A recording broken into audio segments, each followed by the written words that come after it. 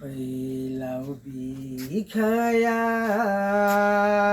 खोमसि हरनि उनाव सानजायो खोरांनि गोथां फैसालियाव गोमो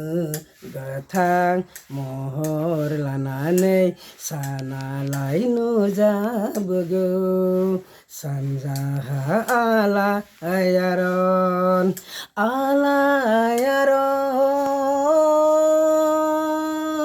आलायारन आलायारन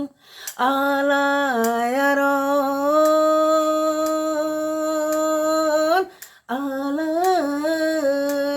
आलायारन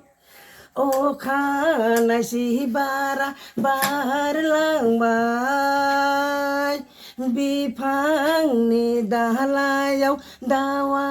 गाबबाय सानजायाव खोराङाव सोराङा नुजाबोगौ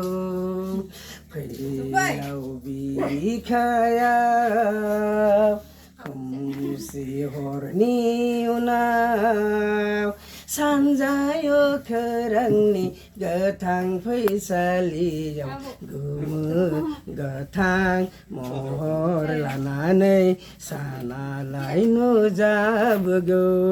सानजाहा आलायारन आलायारन